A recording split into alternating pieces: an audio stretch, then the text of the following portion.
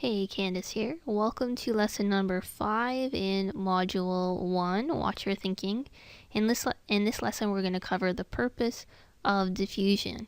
And I feel it's essential to bring this in at this point before you start practicing diffusion, because it's really important to get clear on the purpose of diffusion first to make sure you get off to a good start.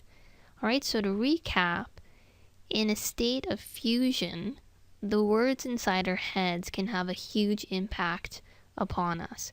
They dredge up panic or despair. They can feel like a kick in the gut. They can drag us down into the depths of despair and zap all our strength.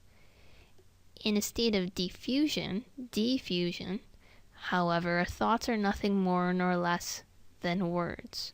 And you'll experience this for yourself as you practice the diffusion techniques we talked about in the previous video.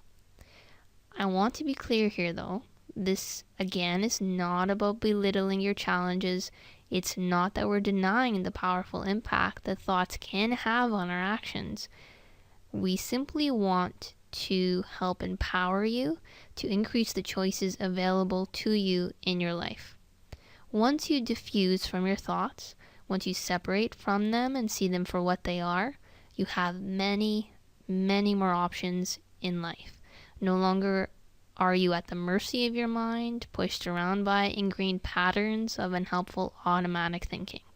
Instead, you can choose to pursue what truly matters to you, even when your mind makes it hard with all the reason giving we talked about earlier.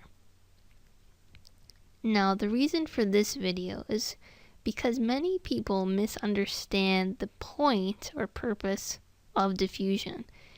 Okay, so that's what I want to talk about. I want to make sure you are not one of these people who either think diffusion is a way of getting rid of negative thoughts or a way of controlling your feelings. Let me say that again. So it's not a way of getting rid of negative thoughts or a way of controlling your feelings. Okay, diffusion is neither of those things. Let me explain. I want you to do this exercise with me right now because I think it'll help you to experience what I actually mean. It'll help illustrate what I mean a little better for you. Okay, so I want you to pretend that your hands are your thoughts. Okay, just come to this with an open mind. Pretend that your hands are your thoughts. Place your hands in front of you, palms upward, side by side, as if they were open pages of a book. Ever so slowly, raise them up towards your face. Gradually bring them closer, closer, until they are covering your eyes. Keeping your hands over your eyes, look at the world around you. How much are you missing out on? Imagine going around all day like this. How hard would it be to act effectively and do the things that make your life work? Now, ever so slowly, lower your hands. As the gap between your hands and face increases, notice what happens. How much better is your view of the world around you? How much more information can you take in? How much more effectively can you act? Okay, now let your hands rest. Notice that they have not disappeared. Your hands are still with you. If there's some way you can use them to improve your life, you are free to use them. If there's nothing they're useful for right now, you can give them some space to rest and just let them be. Okay, so do you have a bit better sense of what I mean by the purpose of diffusion? So first of all, diffusion enables us to be present, to connect with the world around us, and fully engage in whatever we are doing. Secondly, it enables us to take effective action. If our thoughts are helpful, we can make use of them. But if they're not, we'll just give them plenty of space and let them be. To develop genuine social confidence, we need to be fully present and engaged in whatever we are doing, whether it's giving a speech, making conversation, or making love. And we also need to be capable of effective action. Defusion enables both of these things. Okay, so it's like bringing those hands down away from your eyes. Your hands are your thoughts. They're still there. You can use them if they're going to be helpful. They're always there if you need them. But if you give them space, then you can take effective action.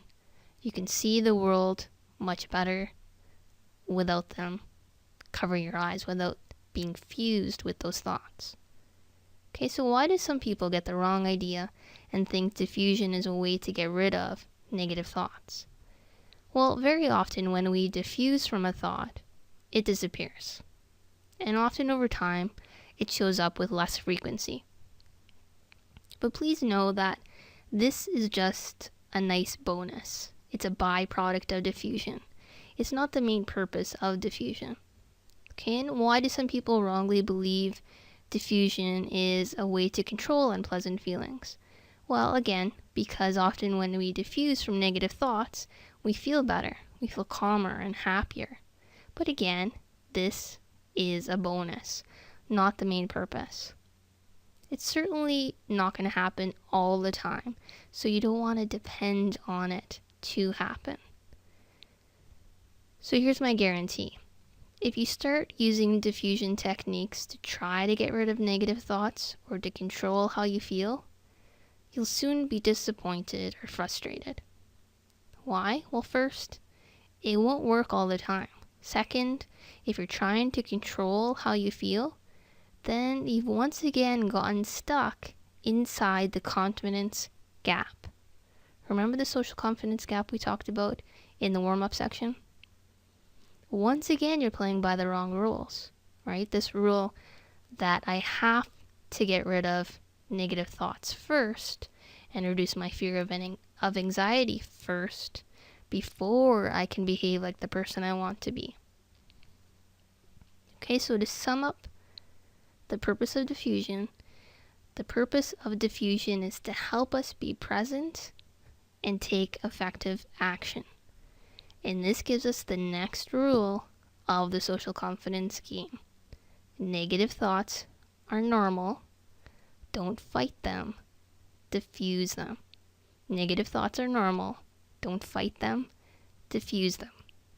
The purpose of diffusion is to help us be present and take effective action.